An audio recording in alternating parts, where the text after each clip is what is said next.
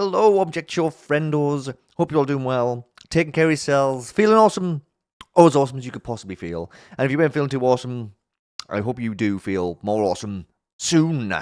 Mikey, back with another episode of Object Show Roundup, and we do have some things to go over. As always, I wouldn't be here, you wouldn't be seeing me talking if I didn't have anything to talk about. Maybe you would, because I find things to talk about regardless.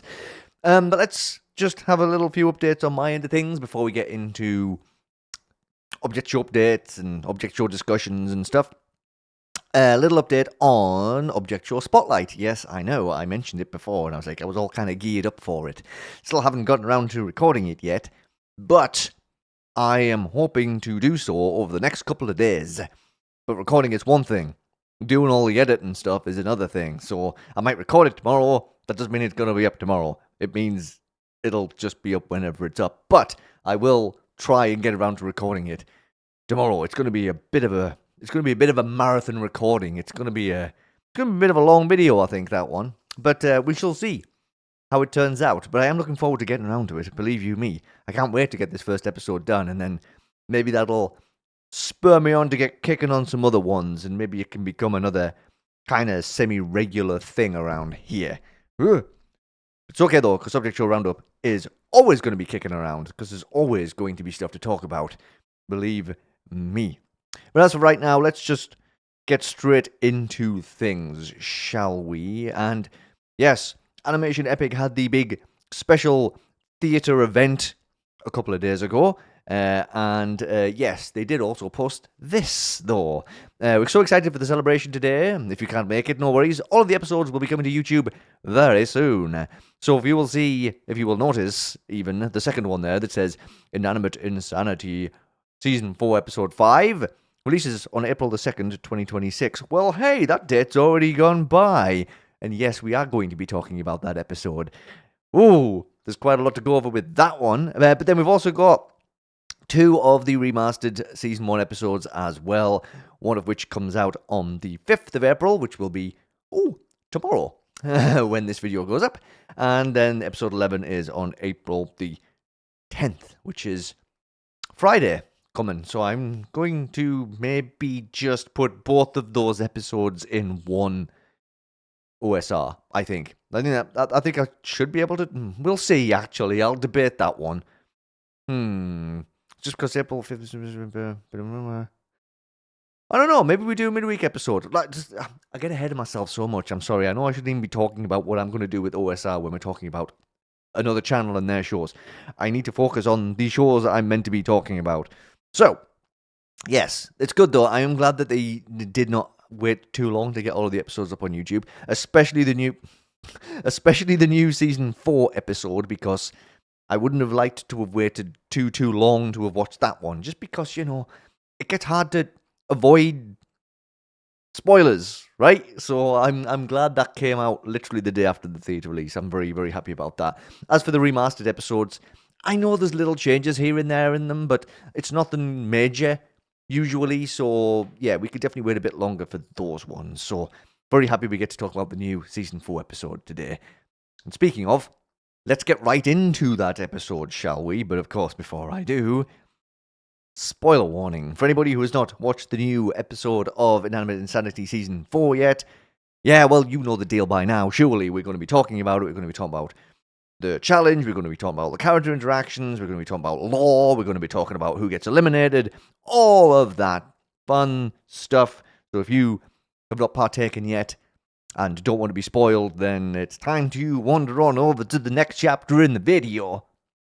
For now, it would be kind of cool if you came back after you watched the episode, but you don't have to. That's totally up to you. Okay, so this episode is called All Play and No Work, which is a play on All Work and No Play from The Shining, which might already give away what kind of theme we're going for with this episode, but let's not get there quite yet, because we've got to. Let's have a little bit of a recap of the last episode. We had Fan's near-death experience, and then him not actually dying, but being totally put out of commission. So OJ hosted one episode as a one-off so that the show could continue, and Lightbulb got eliminated from the heavy metal pop stars team. It totally would have been Poppy that got eliminated, but they spun the wheel and won immunity, so, you know. So the lingering questions we have are, how long is Fan going to be bedridden? And who was that one person who voted for Lightbulb last time around? Whether we find out the answers to both of those questions or not in this episode remains to be seen. But yes, the episode starts right where we left episode 4, with Bo and Bot about to have an interaction. Sorry, we're out of synthetic motor oil. Hope mineral base is okay. Whoa, slow down there, Rust Bucket. Something's really got your gears in a grind, huh? I don't know. I guess I'm feeling disconnected from everyone lately. You mean because of all of the trauma bonding everyone did over the Cobb stuff while you weren't even there? Yeah, but it's not just that. It's this whole game. Fan and Test Tube seem determined to keep it going, no matter how much it hurts them. It's like they're, Haunted? Exactly. Like, why did they send me phone away if they were just gonna do their own game anyway? I never even got to say goodbye. Well, I don't know if you've noticed, but Fan and TT have always been kinda when it comes to heavier stuff. Like, when I died, their first instinct was to replace me. Are you ever gonna let me live that down? Hey, at least you're less annoying than the last attempt to replace me. I heard that. Good! I'm sorry you've been feeling that way. That sucks. But like, Fan and Test Tube's flawed coping mechanisms should not be your problem. They're putting too much on you. Maybe. But if I wasn't supportive, it'd crush them. Everyone just takes this competition so seriously. So this interaction, to me, at the end of the last episode, was kind of built up to be like maybe the first time these two characters had talked to each other. But no, it sounds like they've had plenty of chats before, which just makes sense. They've probably been around each other at least a little bit, but there was a potential for Bot to have maybe thought it was too awkward and weird to talk to who they were built to originally replace, but no, they obviously have hung out quite a bit and talked before. And that's totally fine. You know, this was actually a really nice conversation to be party to. We get to hear Bot's misgivings about the contest out loud and how much more well-adjusted Bo has become with everything since, you know, dying and going through all of that not fun stuff. So she's come such a long way, Bo. I guess being dead gives you a lot of time to reflect on things, doesn't it? Anyway, with that snow starting to fall, Bot says they need to get everyone inside, with Bo asking why that's their job. You know, we just had this discussion about Bot having too much placed on them. It's just a little snow anyway. Nothing to worry about. Well, okay, maybe that's more than a little snow. So, everyone gets herded into the mansion for safety, with Bot saying nobody is allowed to leave until it's safe, which does make sense. You know, we got the whole permadeath thing now. But as always, the show apparently must go on, with Bot flipping through Fan's game Bible to try and figure things out, but quickly losing control when Teddy interrupts to say they need to make it warmer in this place, and suggests using the shimmer energy to do so. Bit of a finite resource to be wasting on that, I would say, but anyway, Life Ring points out where the energy's kept, which is in a safe, which is handily right where they all are right now. And of course, mob mentality takes over, and everyone starts hammering on it. Come on, everyone, where's your self-control? This is what the game does to people. So someone needs to take charge of this situation, and fast. Open the safe! Open the safe!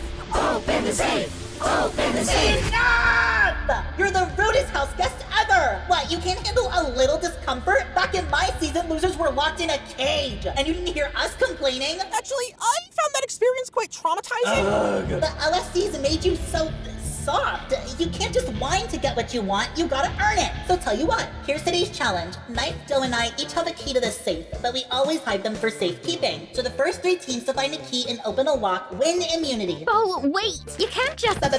My house, my rules. You've got enough on your plate, sweetie. I'm relieving you of duty.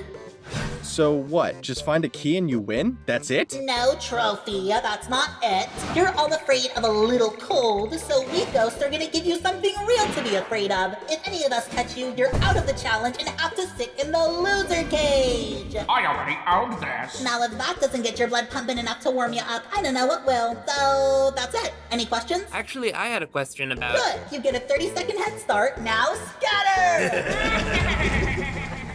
Okay, I really like Bo and Bot's interactions. I love how protective of Bo is as well. Very sweet. Bo's acting kind of like that cool auntie you can go to for advice and stuff. You know, because we've already had the dynamic of Fan and Test Tube being like Bot's parents. Bo is the one Bot can just go and complain to if they feel like complaining about stuff. I like it. I like that a lot. Also, this is going to be a great chance to hang out with all of the ghosts. Oh, I just know this is going to be a fun time. We haven't really got to see much of them at all this season.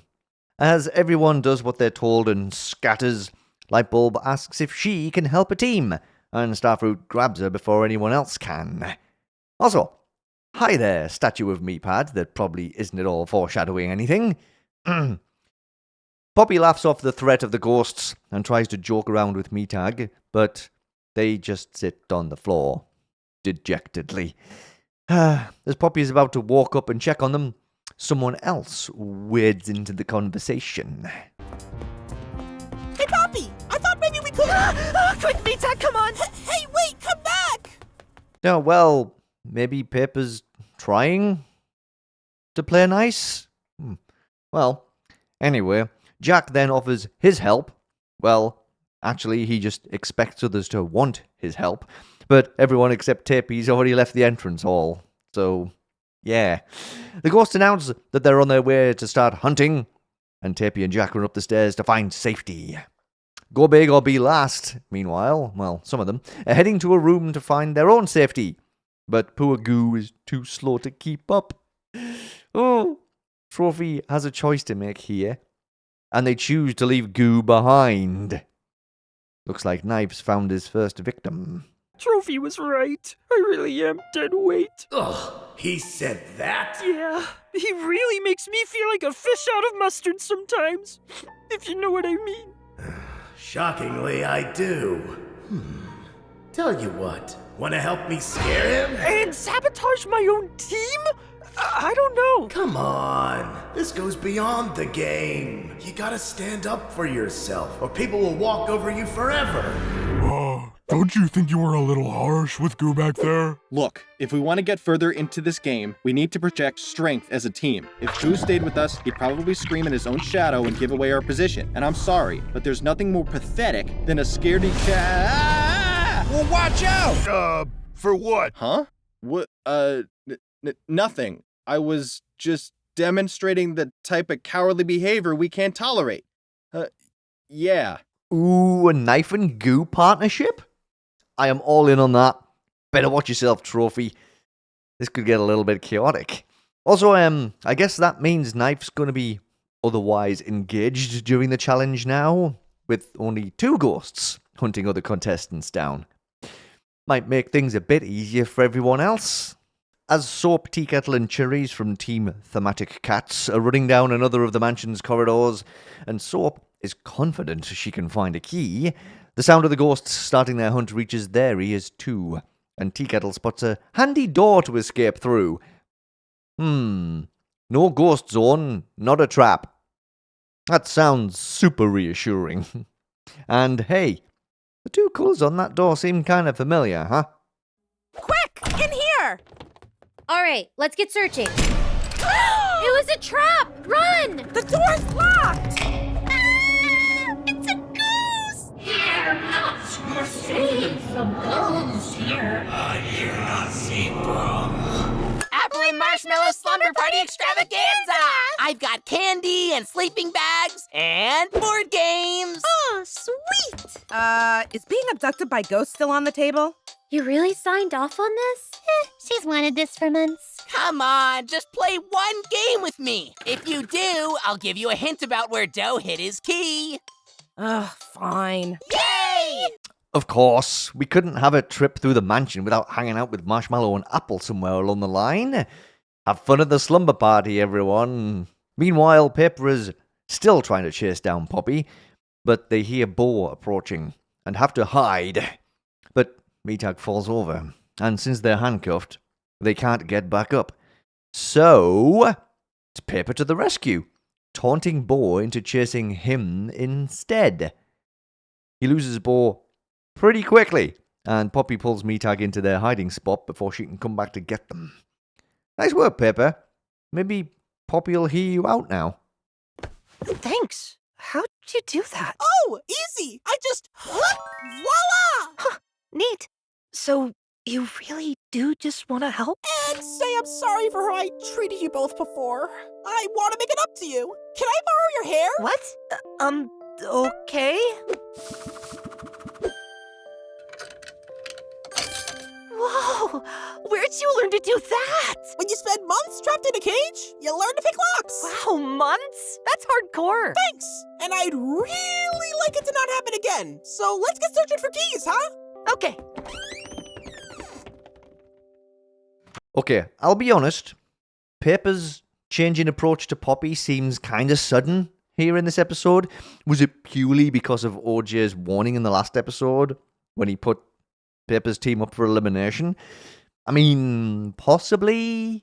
I mean, personally though, as much as it warmed my heart to see positive interactions start between these two, I think they could have... I think they could have cooked the story for a couple more episodes just to make it land a little bit better. But at the same time, like I said, I'm all about character growth, so I did still enjoy it. I just didn't expect it to happen so quickly. Moving on, the door that Paper, Poppy, and Meatag ran through leads to a library, where Taco is in her element and enjoying the peace and quiet. Until Mike starts yelling instructions to everybody. Hey, Mike, this is a library! Quiet down! Ugh. We also find out that Box is using her diary to keep notes about which places their team's already checked. Smart move. Sure hope nobody from any of the other teams hears that you're doing that. As Taco and Box are chatting, Mike and Teddy's incessant loudness has attracted some unwanted attention. You see, that's what you get for not respecting the basic rules of a library. So that's those two out of the challenge. Maybe that's for the best, though. They're not exactly the stealthiest, are they? Alright, time to find out what Team Circumspect are up to. What? I said we should split up. I told you not to follow me. Oh, that's what you said? Oh, I didn't follow you. Ugh, what is this unholy place? Wait a second. Do you smell that? It's wordplay. Pears, snares, hares, bears, mares, stairs. There's only one person this room could belong to. Oh, bravo, bravo! Seems you have it all figured out, hmm? Welcome, yes, welcome, victims, to my demented chamber of horrors! If you wish to locate my key and escape with your lives, then you'll need to play my sick, twisted games! Oh, look, a huge jar of keys. Ooh, heck yeah, let's go! No, guys, come on! We're sick, twisted games!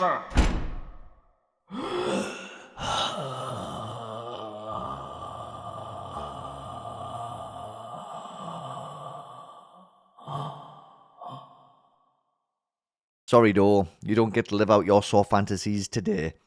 You know, the amount of horror movie references in this episode make it feel like another one of those out-of-season seasonal specials that AnimationEpic are famous for. In fact, that's exactly how I'm going to think of it. Jack and Tapey are still together, and Jack tries to convince Tapey to take off his cuffs so he can help her team out. Tapey's unsure, though. Unsurprisingly unsure, asking why she should trust him. Jack scoffs at this, saying she's the one who shouldn't be trusted after voting for Lightbulb last time around. Wow. How did he figure that one out? Looks like Tapey's in a tight spot here, with Jack rightly saying that now that Pepper and Poppy seem to be starting to get along, that puts Tapey in danger of being eliminated if the heavy metal pop stars lose this challenge. So Jack gives Tapey an ultimatum. So it's time for you to decide what kind of player you want to be, and I can help you. Look, I respect the move. That bulb-headed bozo was a huge social threat. I would have done the same thing in your position. No, I'm not a manipulator like you, Jack. I'm gonna come clean to my team. Big mistake. Well, sorry, Jack. Looks like honesty is winning the day today. After Tapey leaves, Box and Life Ring meet up and give each other updates on where they've checked, while Jack listens in. You know, this guy's playing a good game this challenge, I have to admit. Gaining intel to share with whichever team he ends up helping? Good move, good move. Anyway, Life Ring mentions that there's nothing in Knife's room. Kind of literally, apparently it's super bare bones in there. Pooh and Knife living the simple ghost life. And Box says that there's nothing in the library either. Those two then run into Team Circumspect, who wave the jar of keys they took from Doe's wannabe torture chamber at them, and say it's not worth going back to check there, while Jack sees another opportunity to try and help a team out. He offers to try all the keys in the jar for them while they continue searching the mansion. And he'll provide the info he just got from Box and Life Ring. Sounds like a good deal. And they do accept. But they do leave Cammy behind to keep an eye on Jack. And also to get rid of Cammy for a while. Kinda mean. Tapey finds Lightbulb and Starfruit all ready for her big confession. But before she can get the words out, Starfruit threatens to punch whoever it was that voted for Lightbulb. Come on, Tapey, it's still for the greater good, to be honest, right? Right. I just, about who voted for you, it was, Paper, right? I mean, who else could it be? I don't know. Why wouldn't he vote for Poppy? Hey, look, a door! Ooh, nice. You all go ahead. I'm gonna hit the bar. Bo keeps the sweetest motor oil back there.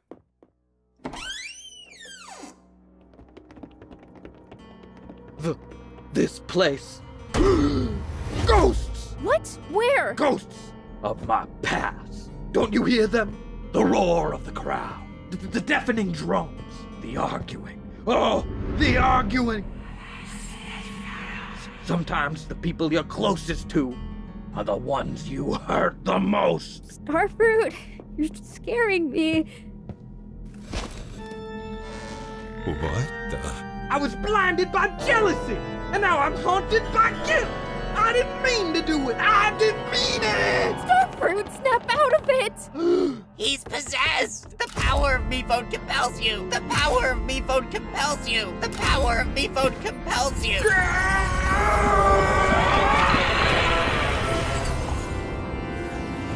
Ugh, a lot of baggage in that brain of yours, mister. Ah, Tapey, no!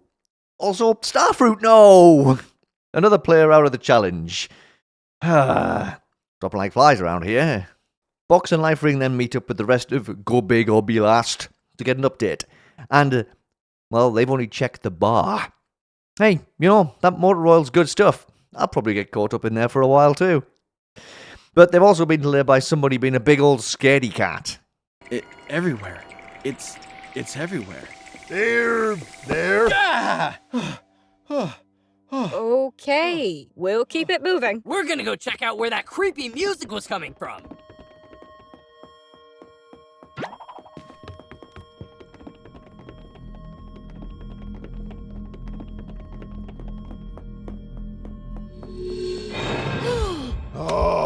What is it now?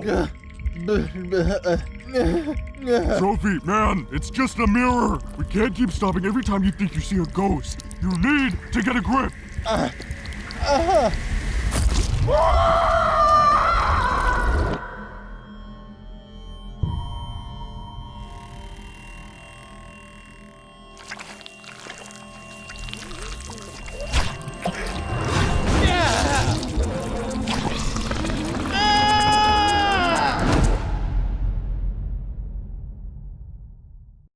The Haunting of Trophy was definitely the highlight of this episode for me. I don't know why, but I just really enjoyed seeing him so creeped out. And some of the facial expressions that he pulls are just amazing. Back in the library now, and Paper announces that they've checked everywhere, and it doesn't seem like there's anything here. But Taco isn't convinced that this library is all it's cracked up to be, with the books all being blank and not having any actual titles on the spines. Poppy does notice that a rack of encyclopedias have letters on the side, at least, with Paper spotting that they're not all the same colour. And yes, the letters A, D, E, M, and P are the odd ones out. As Poppy tries to come up with words you can spell out with those letters, Taco already knows exactly what the word is. Aped. Wait, no. Dampen? No, that needs an N. Ah, got it. Amped.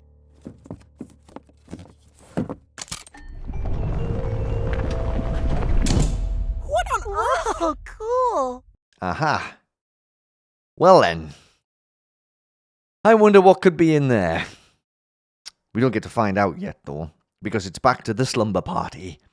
Cherries, Tea Kettle, and Soap have won enough rounds of Twister to win the hint. It's all different shades of green. It's not the easiest game of Twister I've ever seen, but they still managed to win. So Apple tells them that Door keeps his key with a bunch of other keys.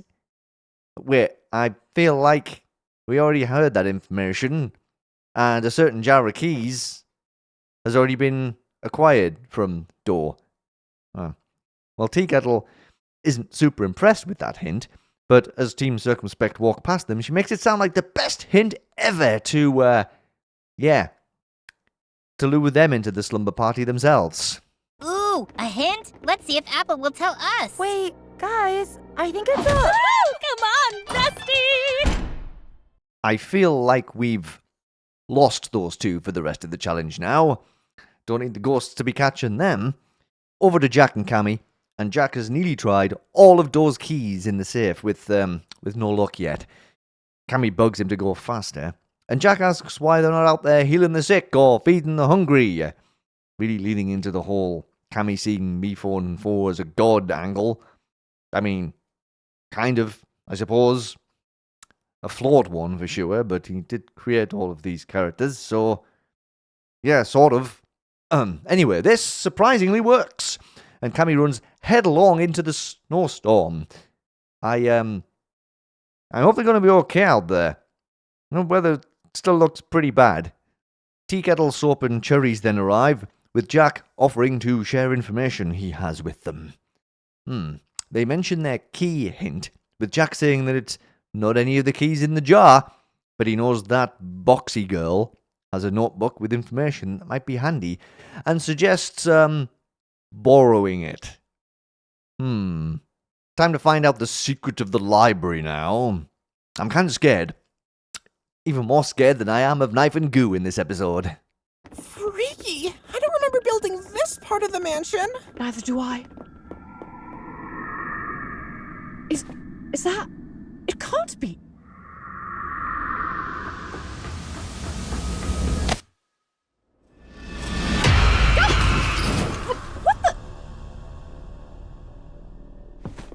Taco, what did you...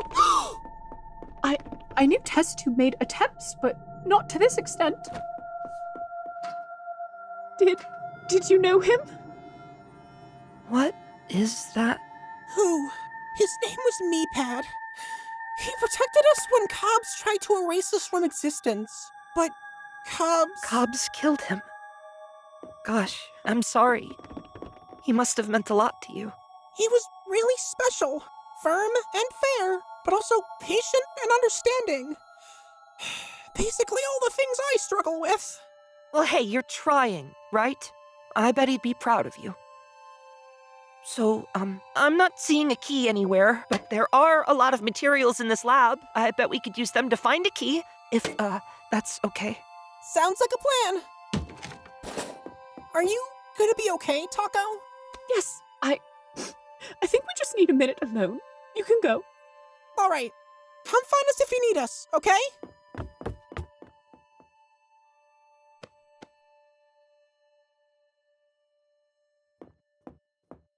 So, this was Test Tube's place to try and fix Meepad, seemingly. And she didn't have much success, clearly. And, you know, knowing how much of a perfectionist Test Tube can be, I can only imagine how broken up she was about not being able to get Meepad back up and running. And of course, just seeing Meepad in this state deals a blow to Taco's emotions, and Meetag too.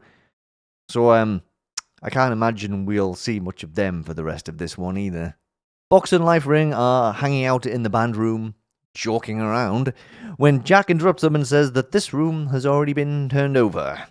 Box shrugs him off and says that they were about to move on anyway, and as Box makes more notes, there's suddenly an emergency. What was that? Someone's in trouble! Safety squad, go!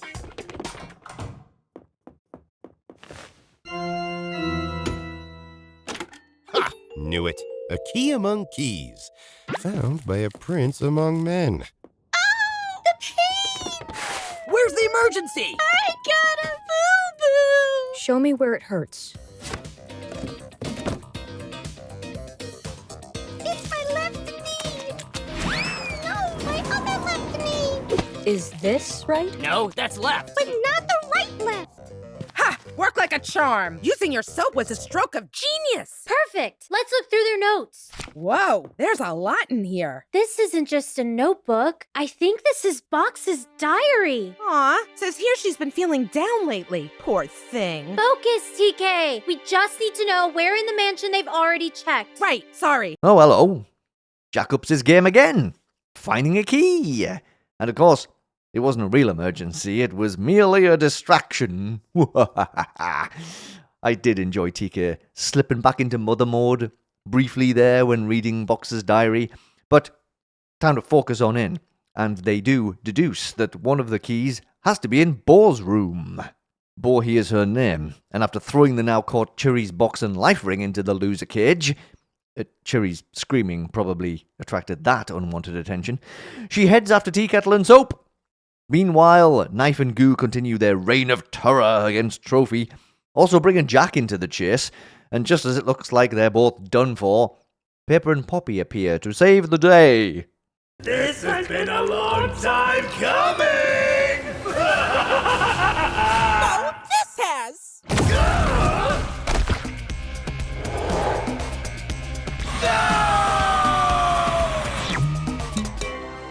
That's for the dolphin! Oh, how are you still not over that? The jig is up, Knife. We'll let you out of there if and only if you tell us where to find your key. Fine, it's on the roof. The roof! Do you know what this means? We're finally gonna win a challenge! Come on, let's go! What the? Hey! Trophy, run to the roof and grab the key. I'll help your team get first place. I'm sorry. Do I have to do everything?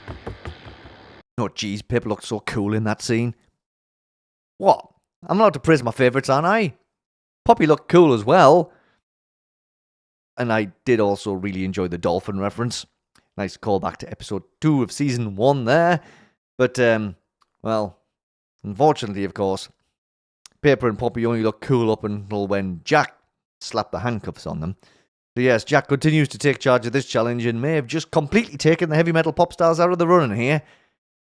Dang it. Soap and Tea Kettle make it to Bo's room, but Bo catches Tea Kettle pretty much straight away. Soap wins through by threatening to smash one of Bo's chairs. And wouldn't you know it, one of the keys is on the bottom.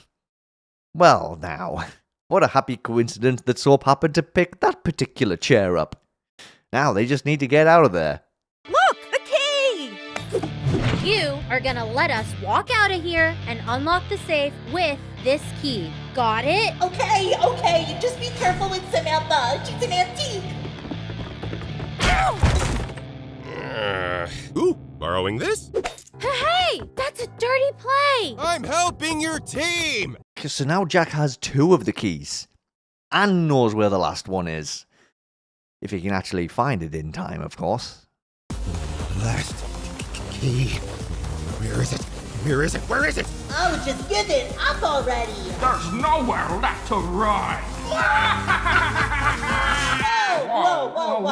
Whoa! Get away from the edge, dude! Yeah, for real, that's super dangerous. What?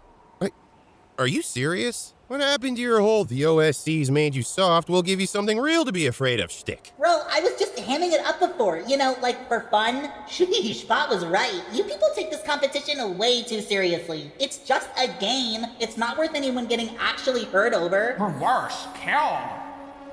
Agree to disagree. Hey, wait, don't!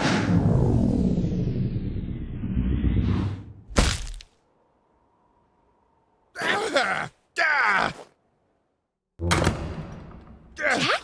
What did you... Are you okay? I'm better than okay. I win.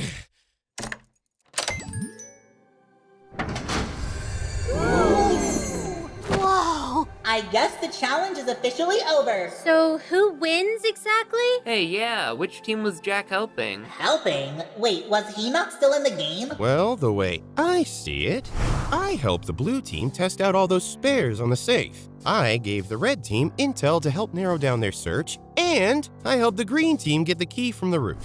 So technically, I helped 3 teams get a 3-way tie for first place, which means I get 3 points towards rejoining the game, and the yellow team is up for elimination. What? Wow. So, Jack was equally playing everyone off against each other, whilst also helping them, but also helping himself. Look, love him or hate him, I still hate him. He really did come out on top in this challenge, didn't he? Well, I mean, he only came out on top in the challenge if he's allowed to do what he did. So what does the game Bible say about this? In the event the game's moderator fails to clearly delineate which eliminated players are assisting each team before the challenge begins, then eliminated players may help as many or as few teams as they wish. Congratulations, you've found a loophole. It actually says that. Oh, no. Can't be. This wouldn't have happened if Bo just answered my question before the challenge. Frustrating, isn't it? Hey, everyone, the blizzard stopped, so you can run your elimination ceremony as soon as I'm done defrosting the voting area. Can someone say something infuriating? Jack won the challenge? That'll do it. Give me 10 minutes. If everyone's free to go, guess we won't be needing the shimmer energy after all. Yes! Thank goodness we're no longer trapped here! Of course, Fan actually wrote, "Congratulations, you found a loophole." That is so Fan. And I'm a little bit concerned about how intensely Teddy was staring at that shimmer energy. What is she planning? Oh, there's definitely something going on there. Alright, now the challenge is over, we get a few other plot lines tied up before we wrap everything up.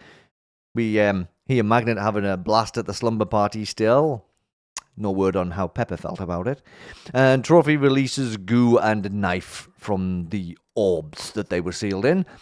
Goo apologizes for betraying the team, but Trophy shrugs it off and apologizes for being a jerk instead of a jock. Aw, friends. Just maybe don't try and do the high five thing again for a while, Goo. Trophy needs some time to get over this challenge. Paper and Poppy are also doing some more bonding as things wrap up. Hey, Paper, thanks for helping me out in the challenge today. It's been nice getting to know you better. No problem! I felt so cool using that ghost hunting gear you built! We totally would have had that challenge if Jack didn't ruin it! Well, Jack might have been on our side if it wasn't for someone. Come on, Tapey, just come clean about Lightbulb and lose with dignity. It's the right thing to do, isn't it? So it's time for you to decide what kind of player you want to be.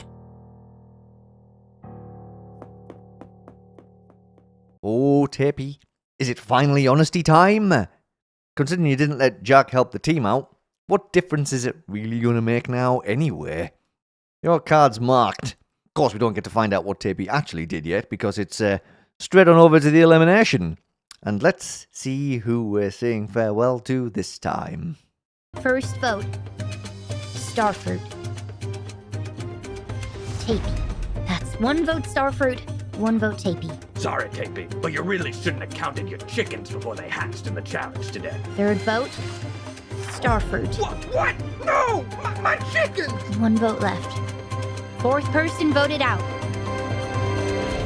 Starfruit. No! No! Yeah, but why? Tapey showed us what you said.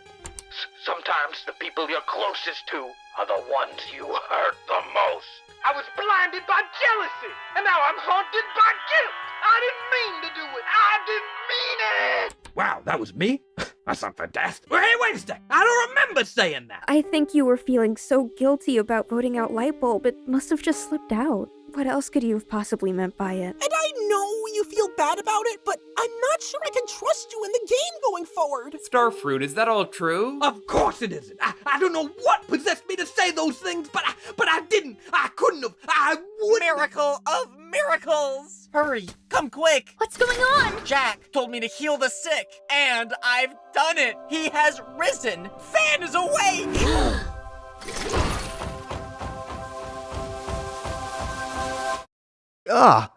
Tapey followed Jack's advice? Well, this doesn't bode well for the rest of that team at all. I mean, perhaps she was just scared that the timing of certain things being said weren't great for her. Like Starfruit threatened to punch whoever voted for Lightbulb just as she was about to come clean. But still, I don't know if Starfruit actually would have followed through with that.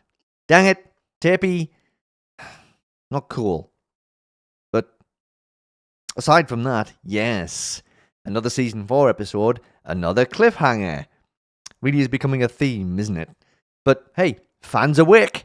I wonder what kind of condition and mood he's going to be in when we see him. That's going to have to wait for episode 6, though. For me, personally, this was one of the highlights of the season for me, this episode. Getting to hang out in the mansion was really fun. There was some really good character development. Arguably some rushed character development, but needed. It would have been needed at some point. And character interactions as well, like really fun stuff. I enjoyed all the horror movie references as well. And I'll be honest, I'm excited to see Fan again in the next episode, even though it would have been nice to briefly see him before the credits. But we can't have everything, can we? Personally, a very solid episode for me. Sets things up really nicely going forwards. Great stuff as always, AnimationEpic team. Like, really good stuff. Alright, well, I did mention the Drugs and Guns for Everyone Kickstarter last time, and about how the campaign had just reached its goal not long before I recorded the last episode, but like, things can still fluctuate up to the end of a campaign. But, yes, it was successful. The D&GFE Kickstarter has reached its goal. Thank you to everyone who backed the project and shared it. This is a dream come true for all of us on the crew. Knowing there are so many people out there who want to see more of D&GFE is blowing my mind. Congratulations on that. I am over the moon for you, really, really. Hands up and cards on the table. There was a bit in the middle of the campaign where it did look like it was a bit touch and go whether they would get to the goal, but I am super, super proud and super, super happy. And honestly, Delango sharing the campaign a lot and giving people lots of teases about the merch and that was tied to the Kickstarter. It was a really, really, really dedicatedly run campaign, and I think that really did help it in the long run. So, yay, D&GFE's moving forwards, full steam ahead. Really, really, really excited to see what's a-coming. And we got this update from Mooncookie. Prepare for the summer of 2026. It's meant to be spring and it hasn't landed yet, so who knows when summer's going to actually get here. Aha, I joke. Poptart Pursue Mini Brawl's first episode will release. Check it out. We have got a mini PTP. I do love myself a nice mini series, so this looks like it's going to be really fun. And the artwork, beautiful stuff. I really like it. So, on top of the regular Poptart Pursue stuff, we are going to have this too. So Mooncookie has been busy. Some people are just go, and it's really impressive. Okay, time to dive into another brand new show. Again, when I say a brand new show, I don't mean it's brand new as in it just got released. I mean brand new as in I only just got around to watching it. Although the second episode came out not too long ago, so that's still pretty fresh. Anywho, it's Battle for Rafflesia by Pancake Animates and team. And this is the first object show that we'll be reviewing that's not in English. It's a Malaysian object show. And I had a lot of fun watching it. And thank you. Our Pancake actually did comment on a video asking if I could go and check it out. And like, it's one of those things where it's like I don't always get the time or the chance to go and check stuff straight out if there's quite a few episodes already.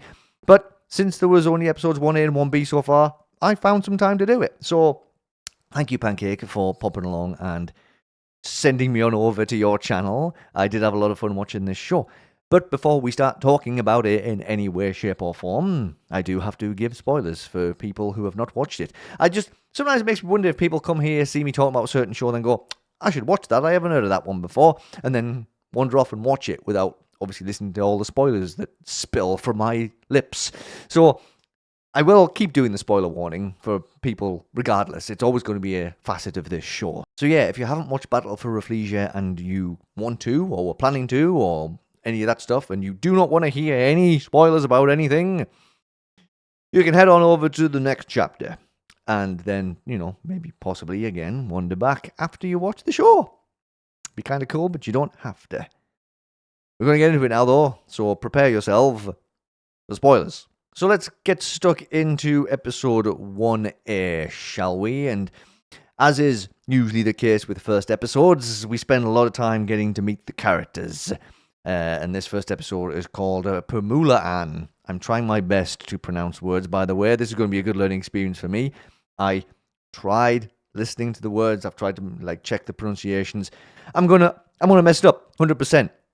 I can barely speak English, but but I'm gonna try my very best. But anyway, Permulaan essentially means the beginning, So that makes sense. It's the first episode.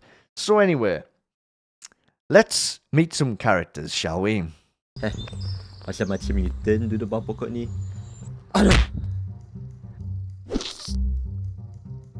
Oh, sorry Karipap, tak sengaja. Durian, apa yang awak buat atas pokok ni? Oh, aku tengah baca buku Jawi ni. Macam kenal je.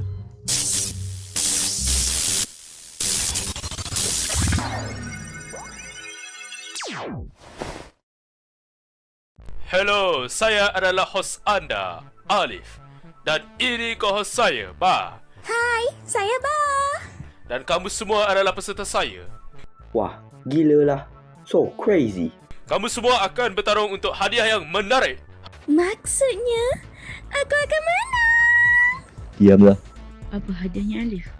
Ramly Burger! Okay, so I looked Ramly Burgers up because I'm going to take this as an opportunity to learn new stuff about other cultures. And apparently, Ramly Burgers are sold in burger stalls all over Malaysia and are quite popular, if not a bit, apparently questionable. But Mikey's never been one to turn down any kind of a burger, so if I'm ever in the region, they'll be on my list. Unfortunately, nobody here thinks that's a worthy prize, so they all start to leave. Alif asks Bar to help them come up with another prize. And in the meantime, we get to meet some more of the characters. Hai, saya Alif. Oh, baiklah. Hai Bakso, awak nampak anak perempuan saya? Bentar. Kamu punya anak perempuan? Oh, tu pun diorang. Hai anakku. Halo, Mama. Buset, banyak amat. Apa kata kamu semua perlu bakso dulu? Wah, enggak usah. Hai Shailif. Hai, Guli. Tengok, saya curi buku dari Raya dan dia takkan tahu. Wah, tolong, Raya kejar aku. Dapat pun kau. Mana dari aku? Ew! Hai, wow. Nak pergi jalan-jalan tak dengan aku? Hai Maggie. Wow pun ada. Seronoklah kalau macam ni sebab saya nak jawab korang main batu semban. Nak tak? Saya dah main dah dalam seminggu ni seorang-seorang sebab tak ada kawan. Grrr. Weh, Maggie, janganlah marah. Wow, kenapa ni? King, cuba bayangkan kalau saya menang pertarungan ni, pasti saya akan jadi kaya. Saya akan beli bangla yang besar. Dengan aku. Saya akan beli yacht yang besar. Dengan aku. Saya akan pandu kereta yang mewah. Right, so that means we have now met everybody. But we'll do more formal introductions later in episode 2 when we get the intro sequence. Haha. Sorry, I should say episode 1B, shouldn't I? All I'll say for now is that I already have a favourite. Any guesses? Can anybody guess who my favourite is? Based on the kinds of characters I would usually pick as my favourites? I'm sure some of you will guess this right. I'm sure some of you will. I think I've given you enough thinking time now. I think I've delayed enough. Yeah, it's Shyleaf. Big fan of Shyleaf already. Just listen, there's just certain characters I just latch onto, and I just instantly go, that's the one. Cookie then calls everyone weak for some reason and tries to demonstrate their strength by smashing a rock. Unfortunately, the rock is the one who wins that fight. Making a note here, Cookie thinks they're tough but aren't. Definitely had characters like that before in other shows, haven't we? Alif and Bar then show back up with a new prize. Hadiah baru kita adalah bunga Rafflesia. Apa fungsinya? Terdapat pelbagai kuasa yang kamu boleh buat. Seperti kuasa terbang. Baik, Haribab. Aku nak turun. Lepas tu, kita ada kuasa koala minda. Just, kamu semua lemah. Kamu lemah.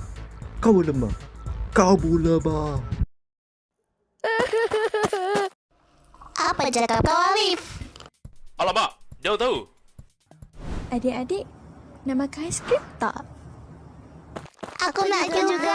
Aku nak juga. Kuasa ni mampu buat apa saja menjadi besar.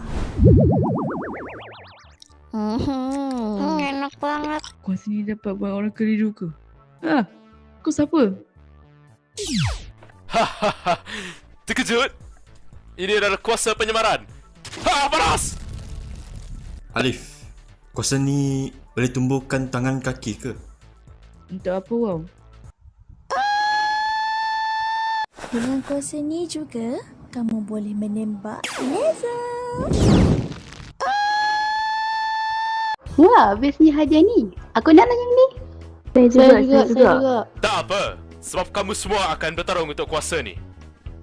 Kita namakan pertarungan ini Battle for Rafflesia.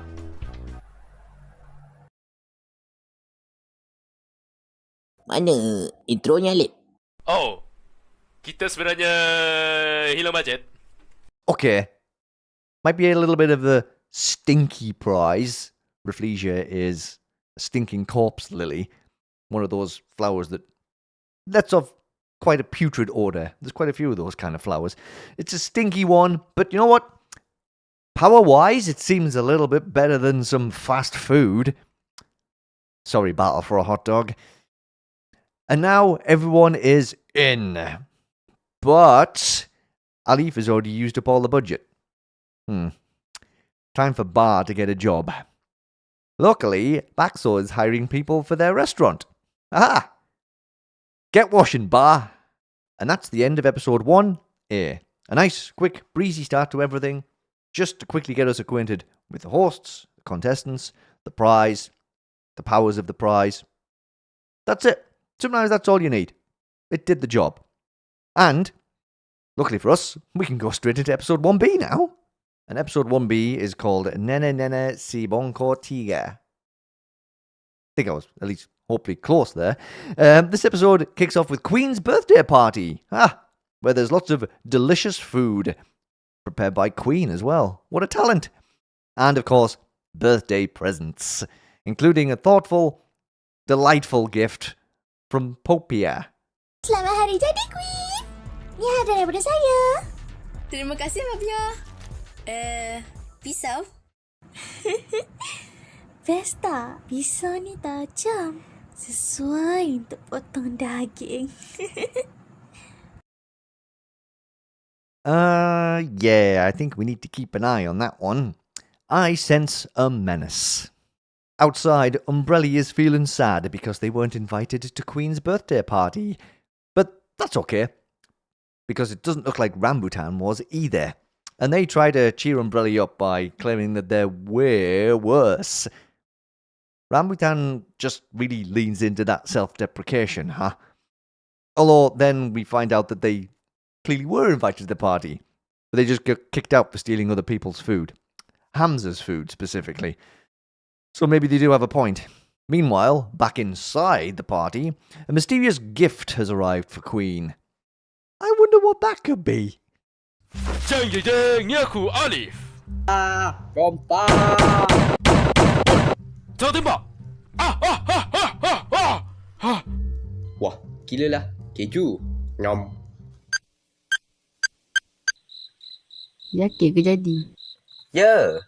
Kalau kau buka diri kat orang lain, aku pasti diorang akan suka kau. Baiklah, aku cuba. Hello, saya nak...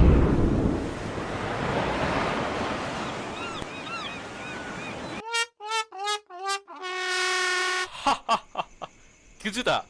Ini adalah kuasa keletupan.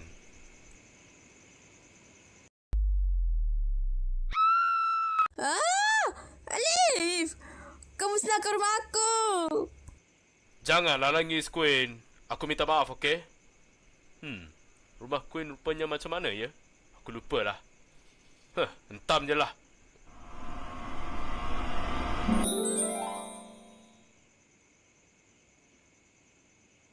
Rambutan might be a little pest, but they're not so bad at giving advice, are they? Shame the house exploded before Umbrella could even attempt to get into the party, though.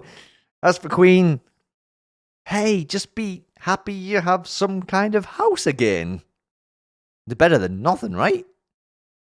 Right? Alif then announces that the first challenge of the contest will begin soon, but first, everyone needs to make teams. 2 teams, to be precise. And then Bar shows up with backsaw and a pile of cash. Hey, maybe they can afford to make an intro now. Alright, teams. Let's see who joins up with who. Weh Bakso, jom kita masuk tim Karipap. Ayo yuk. Hai wow, nak join kepala aku tak? Hai, boleh tak saya...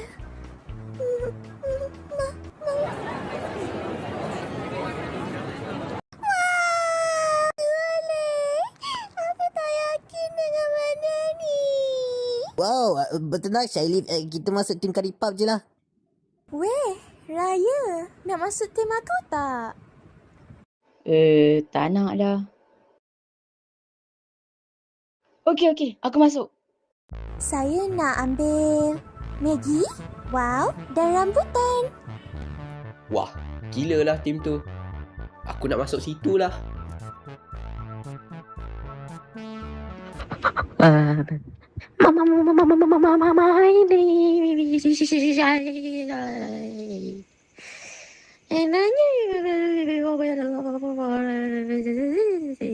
Apa? Hai, Umbrella. Boleh tak? Oh, boleh je. Tak ada masalah. Aku percaya. Baik, semua dah siap bentuk kumpulan masing-masing? Yeah! Alright, so everyone is happy and where they want to be, right? Well, not exactly. Yeah, looks like Queen and Hamza wandered off to a different team to the one King is on, and he's not too happy about it. But it's okay though. Queen reassures him things will be just fine. Masih ingat lagi tak, King? Kita kan musuh.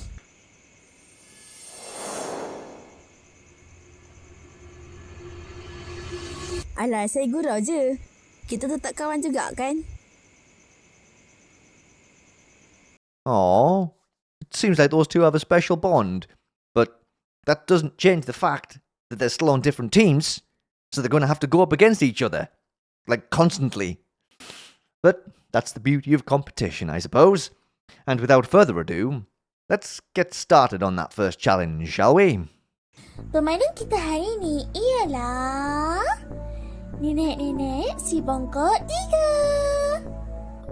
Wah, gila lah. Nenek tu bongkok. Satu pasukan akan menjadi nenek, manakala satu lagi pasukan ialah pelari. Pasukan nenek perlu mengejar dan menyentuh semua pelari dalam tempoh 1 jam. Jika semua pelari berjaya disentuh, pasukan nenek menang. Namun, jika sekurang-kurangnya seorang pelari masih belum disentuh apabila masa tamat, pasukan pelari menang. Untuk buat permainan ini lagi menarik, aku bawakan kain penutup mata untuk keperluan nenek. Macam mana nak kejar dia orang kalau mata kita tutup? Aku tahu. Ha?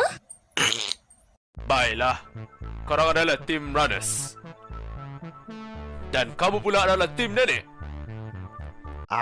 So it's like a giant game of group tag. And guess what?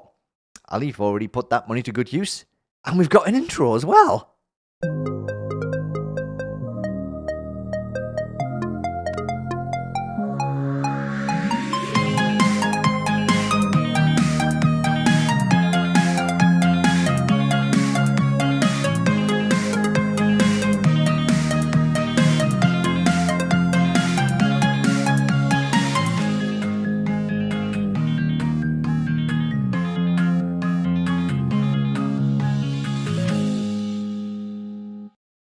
So there's everyone.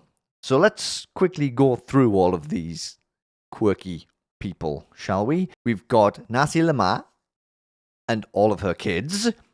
We've got Ghoulie, a marble who seems to be the supportive type after they tried to boost Charlie's morale earlier. Maggie, who seems like a bit of a hothead.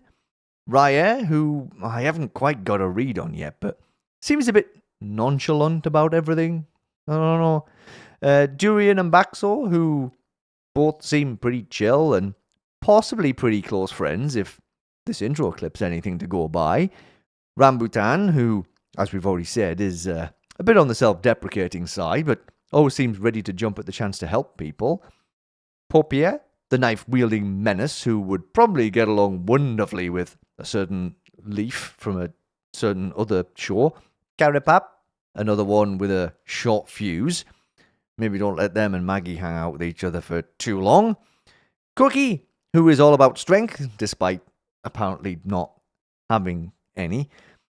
Shyleaf, whose name kind of says it all, really, and if anyone ever hurts them, I'll never ever forgive them. King and Queen, a dynamic duo who will be competing against each other. And I am interested to see how their relationship goes as the contest goes on. We got Umbrelli, who seems a bit unsure of themselves. Maybe this contest will help them gain some confidence. Wow, a kite with aspirations of keeping their feet firmly on the ground. Hansa, a good old goofy comic relief character who gives off major algebraian vibes. Just like our hosts Alif and Badu. Phew, alright, now we know a bit more about everyone. Well, okay, only based on my initial assumptions, but it's a start. Let the game begin. Baiklah, sekarang kita akan mulakan permainan dengan satu nyanyian lagu. Nenek-nenek si bongkok tiga, siang malam asyik berjaga mencari cucu di mana ada. Nenekku kahwin dengan anak raja.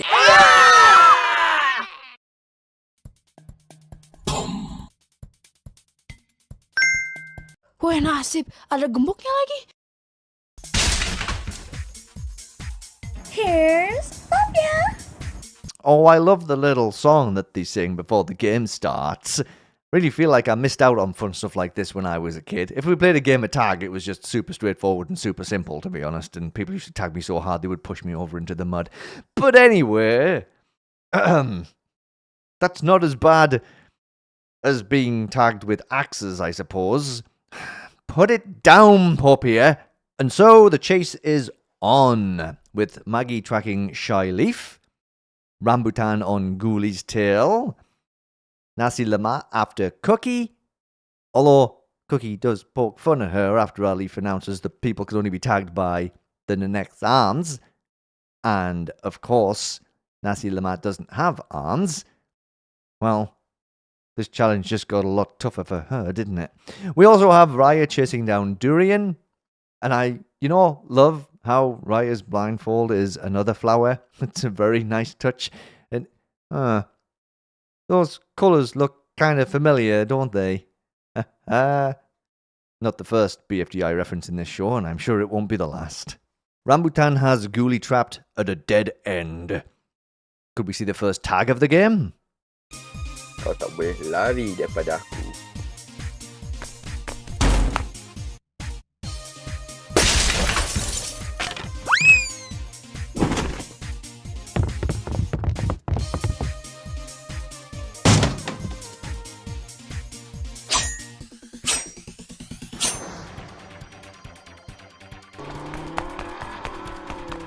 Woi, gila lah. Sini kau. So, Riot tagged Durian with their feet. So that doesn't count, right? And Durian took Rambutan out, not the other way around. So that doesn't count as a tag either, right? I'm going to have to really try and pay attention to this and try and keep track of what's happening.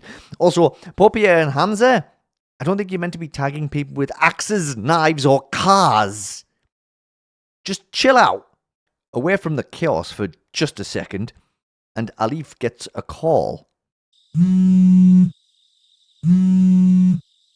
أوه أهلا سار، كيف حالك اليوم؟ مرحبا ألف، أنا بخير. أردت فقط إخبارك أنني سأزور الأرض. حقا؟ ولماذا؟ لدي مهمة علي إنجازها. إذا كان الأمر كذلك فلماذا لا تقضي الوقت معنا في هذه الأثناء؟ ربما يمكننا الذهاب إلى الشاطئ أو إلى مكان ممتع. Hi Tar. Coming to Earth, huh? Maybe to find their missing friend? Alright. Battle for Rafflesia has law. Cool. Oh, hang on, we have a challenge going on. Right. Popier is still trying to annihilate Baxor rather than just tag them. Bringing a chainsaw into the mix. I fear for Baxor's life here. And then we check in with Queen and King.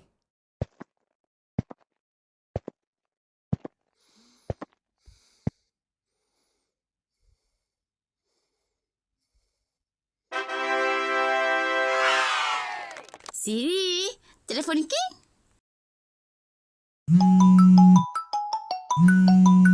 Wah, tempat sembunyi ni padu gila. Wah, lebatnya hujan ni.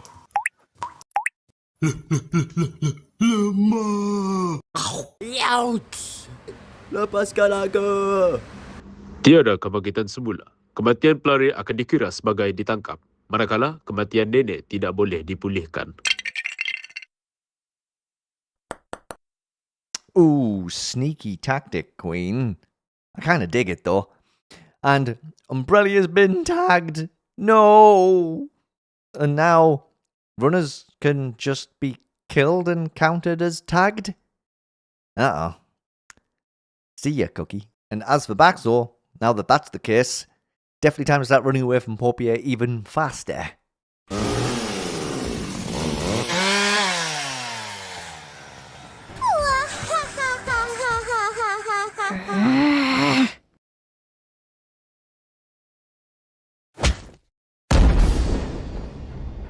Huh?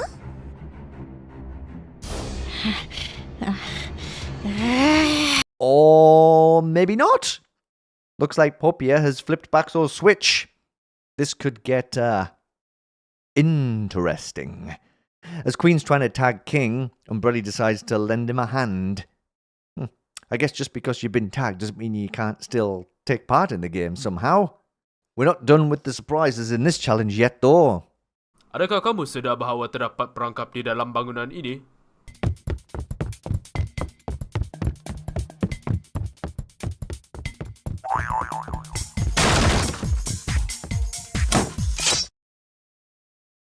Wow.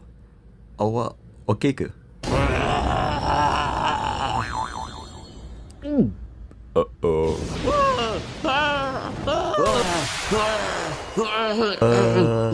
Nampak macam sibuk je.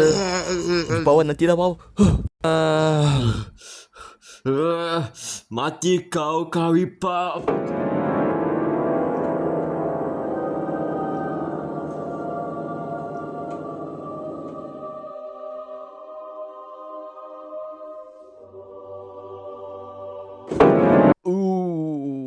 Wow, had a rough time. Guess that means Carapap is safe. For now. Oh wait. Never mind. And then Alif is back with another announcement. Peraturan telah berubah. Kini, nenek boleh membuka penutup mata dan para pelari boleh menanggalkan kasut mereka. Akhirnya, senang aku nak kejar. Apa?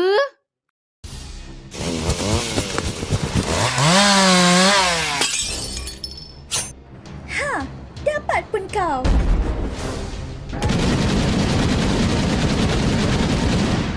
Ah, Bakso, sudahlah tu. Dia dah mati. Bakso, jangan! Tak apa. Aku tahan je lah. Alif really trying to move things along here, huh? Well, seems like Popia is out of the game as well now. And yeah, it does look like Durian and Baxo have a connection.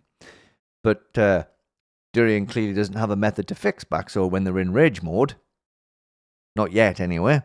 Maggie then chases Ghoulie everywhere before cornering them. And even though we don't see a tag, a loud scream probably seals the deal on that one. Carapap then runs into Umbrelli, who seems totally fine and not at all unhinged. You okay there, Hamza? What's the deal, Umbrelli? Umbrelli, apa yang kau buat ni? Oh, hai Karipap. Kau bernasib baik sebab kau terlepas dari mereka dengan mudah. Tapi kita satu pasukan.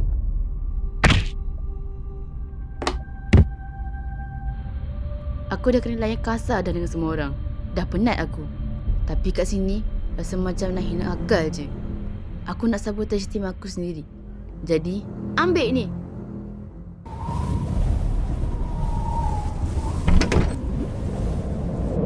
Ah!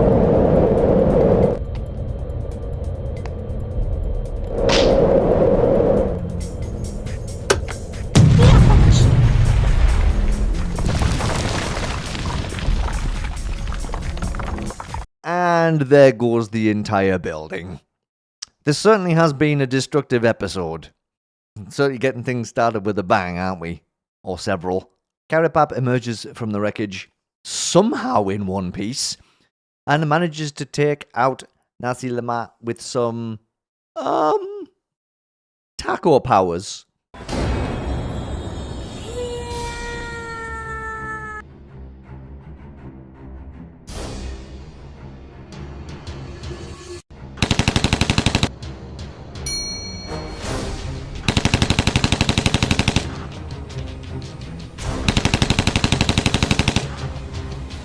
Mama, no!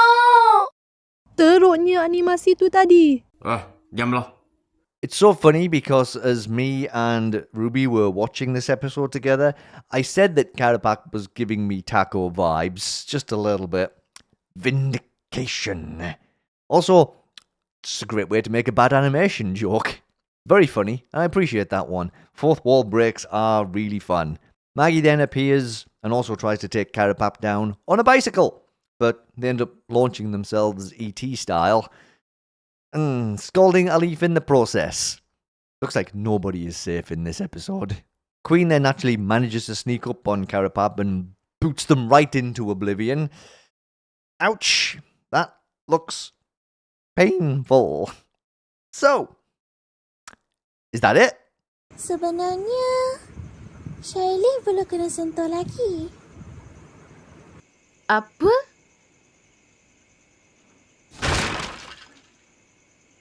Awak okey ke? Mana kau menyorok tadi? Begini, tadi saya berjalan seorang diri. Kemudian, si kacang ni keluar dari sebuah bilik dan ajak saya bersia-sia dengannya. Jadi saya pun ikut. Kami menonton filem, bermain permainan dan banyak lagi. Best kan? Best! Tapi masa dah habis kan? Jadi, aku menang lah. Tak jadi. Maksudnya kau kalah. Oh, yay, Shyleaf! I'm so glad that my favourite survived the first challenge unscathed. And that means that this bunch is up for elimination. The thing is, I kind of like all of them. Well, actually, that's a lie. I kind of like all of them except for one. Sorry, Hans. Okay, before we wrap this up, I just want to talk about the end credits too. Roll them. Alif Bata Sajin Ha Dazal Rosai Shin Sod Dot Dozo Ain Fakov Kaf Lam Mim Nun Waw Alam Alif Hamzah Ya. I just love how the characters that we've already met are shown properly, while the rest are still like silhouettes. And also, this is actually really neat, having the Arabic alphabet recited like that. Could be used for educational purposes, honestly.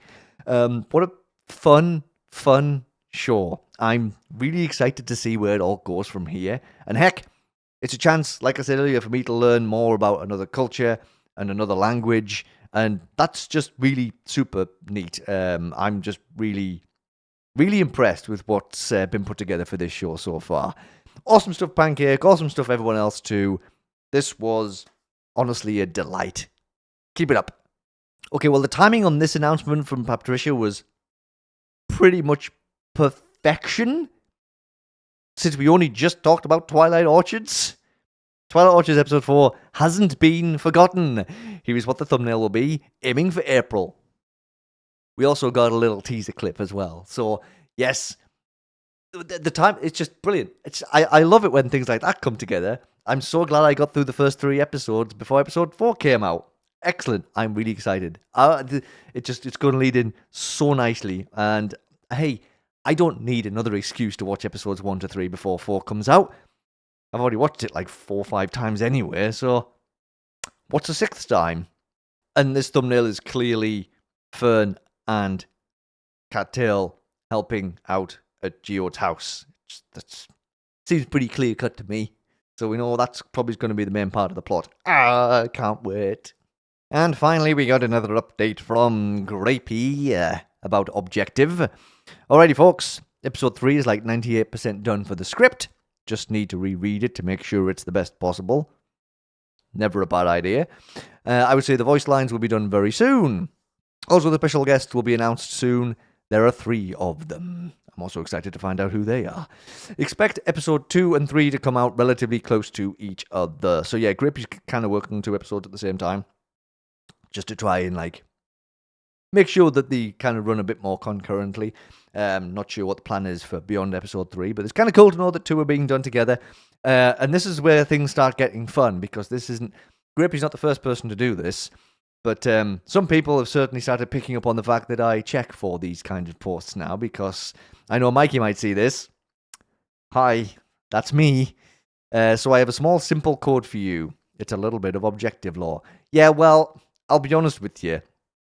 I haven't really had much time to dive into this one. I feel like that bottom bit there with the numbers, feel like the numbers are replacing letters, right? Right? The second, third, and fourth words look like they should be "that is cool." I'm not sure about the 2, 9. Would that just be "whoa"? Like, whoa, that's cool. I don't know. I feel maybe, but I don't know if that somehow relates to the RABC. I need to look into it a little bit more. But I will also throw this over to all of you. If any of you can figure this out, then let me know. Not you, Grapey. You're not allowed. It's your code. You're not allowed to tell me what the answer is. Other OSR people can help me figure this one out. I mean, I might have figured it out by the time I upload this, because I'm going to sit tonight and probably have a little bit of a rummage around. It's probably something really clear and obvious, but I've never been good at codes or ciphers or things like that. I'm more of a numbers guy than a words guy. Says the guy who's trying to write some of his own things, but that's writing, not codes. That's different. It's puzzles I'm not so good at. I'm good at words. I'm just not good at puzzles with words. Don't know why I'm doing this with my pointing. Anyway, who knows? I might have figured it out by the time the video goes up, but I will actually not give it away if I do figure it out. I will leave it to you to try and figure it out yourselves, because isn't that more fun? And that way, if I don't figure it out, I don't have to tell you all that I didn't. Yeah, that's my get out of jail free card. Anyway, thanks for the update, Grapey. And that is everything for another episode of Object Show Roundup. As always, thank you all for being here. Whether you spent 5 seconds here, just watched one section you were really interested in watching, or watched the whole thing, you absolute trooper, I do appreciate any amount of time any of you spend here. It really does mean a lot to me. Don't forget to make the YouTube algorithms happy. Like the video, subscribe to the channel, comment below if you want to have a chat about stuff. Just do all that stuff. Share the video. Yeah, I always forget at least one of the things on that list, but do all the things that you know what to do already anyway, because we all know how YouTube works by this point. And yes, keep watching object shows, keep discovering new object shows, and keep making object shows as well, if that's what you do. Love and appreciate you all. Take care of yourselves, and I will see you in the next episode of OSR, whenever it happens to be. Maybe we get a midweek episode, maybe we don't. I don't know. I'll figure that out soon. I just don't know. It's like I don't want to do... Here we go, waffling again. I'm meant to be wrapping up. I don't want to do an episode where it's literally just going over one episode of Inanimate Insanity Season 1 Remastered. You know, I don't want that to be a whole episode. So we'll see. If suddenly there's an avalanche of things over the next couple of days, then yeah, maybe there's a midweek episode. But if not, no panic. We just squeeze 2 remastered episodes into one OSR together. No problem. Okay, now I'll shut up, because if I don't, I'll keep going forever and ever and ever. Alright. See you next time, everybody. Toodaloo.